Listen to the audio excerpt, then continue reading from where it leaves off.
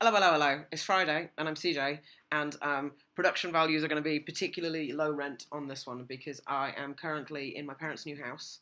I came up north to help them move, and I have a spare 10 minutes or so you can hear while I'm waiting for my laundry to be finished.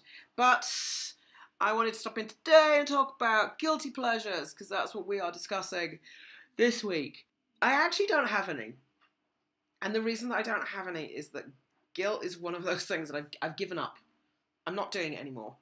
I think the idea of a guilty pleasure is always really interesting to me because it feels like people talking about something that they shouldn't do. And I think I've just stopped thinking that I shouldn't. I was at a party and we were talking about TV shows that we watched, and one of my favourite TV shows is The Bachelor. I love it. I love The Bachelorette more. And Bachelor in Paradise. The one where they're on an island and everybody's just doing it all of the time, or talking about being around for the wrong reason. I love it. I love it with absolute unashamed. In fact, trashy TV, trashy reality shows, I think they're like my zen. They're my moment of zen. I love, and this is it. I was about to do it there. I was about to say, well, I love politics shows. Yeah, but so what if I didn't? I just love it. It makes me happy. I watch them and I can turn my head off and my brain just doesn't need to engage because it's just a little bit like candy floss, really. Candy floss for the mind. And I love that. And I'm not ashamed of that. So at this party, someone that described me as a trashy poet, which might be the greatest description anybody's ever had of me. Because I think it's about right. I am. It's just, I like what I like. I really, really love reality shows of a certain. There's a certain kind. The Bachelor is an exception, and see, now I've said it. I think part of it is I've just never said it out loud, and now I've said it out loud, and I'm a little bit ashamed.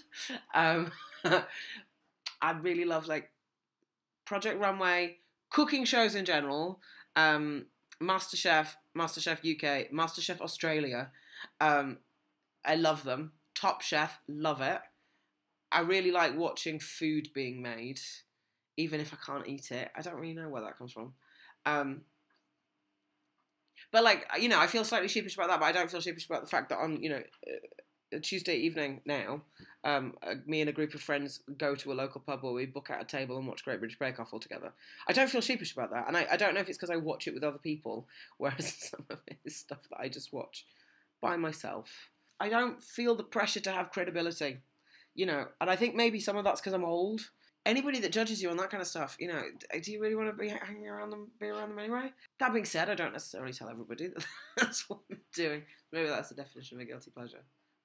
I really like reality TV shows. They're my number one. They're about the only thing I've got time for as well. You don't have to follow a plot. They explain everything every 15 minutes, which is also amazing because if you've fallen asleep halfway through it, then you don't really miss anything that's happened. Oh, Real Housewives, that's another one. Real Housewives of New York. I love it. I don't know why. I think because I just used to watch it, and now I watch it because I used to, even though I kind of hate everybody on it. But yeah, other than that, my guilty stuff is very, unsurprisingly, dogs on everything is my jam. So I like to sit and watch videos of goats. I really like goats. Goats and puppies.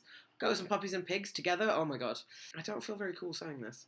I feel like that must be right. If I'm sheepish saying any of these things, they must be guilty pleasures. And I guess I just think of it as the stuff I do when I get home, which is an amazing thing about living by yourself, but difficult then when you end up cohabiting again. So I've been back at my parents' house, and it's difficult because suddenly there's three of us, and there's a lot of people saying things like, "What are you doing?" And I realise that I have to have answers for these when I don't necessarily want to have answers because I don't necessarily want to say the words out loud. One of the things that I've always had a criticism of, I knew somebody when I was at university and they had really, really credible music taste, but their music taste was credible across the board. All they loved were all of the classics that, men, straight white men particularly, rank. And they didn't have any where they were like, oh, I really like this cheesy pop song, and it's fake. And I think that's the thing that people don't realise when they're trying to be too credible all the time. When you're trying to be too sensible or serious or something like that, there is a point where it suddenly reads insincere and incorrect. Improbable, I think, probably improbable, because nobody's you don't know. Like, when you first like something, you first love something. It's not when people go, you know, like, oh, I really like pop music. Well, you know, that's the point of pop music. The point of pop music is that you're supposed to like it. It's designed to do that.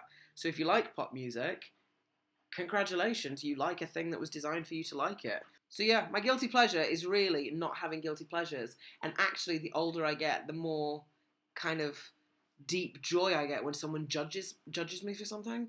I do feel, and I think whenever anybody judges me for anything, I really like it. I mean, I don't like them very much. Like, I've got no time for them at that point. You know, it's a very, very good way to end a friendship with me very quickly, is to be too judgmental of me. I don't mind judging other people. Because isn't that how it goes? Yeah, judging other people's totally fine. So yeah, reality TV shows. Wouldn't it be great to have a trans one of those? We could have it. It'd be real. I was going to say trans wives, but that feels wrong. Just throw all of us from FTM Transtastic into, like, a house together, or give us loads of money, and then we could be really rich and go around and have this crazy bougie life. That'd be fun. I'd like that. I suspect that's not going to get picked up by any TV shows, so I wouldn't hold your breath for it. Anyway, I wanted to pop in and say hi. It's been a crazy 10 days. I don't really know what day of the week it is right now. I think it's Thursday. I will be back in London, regularly scheduled, whatever that looks like, as of next week. So tell me your guilty pleasures. I want to know what makes you feel sheepish to say that you love it. Let me know down there. I won't judge you too hard, and I will speak to you next week. Bye.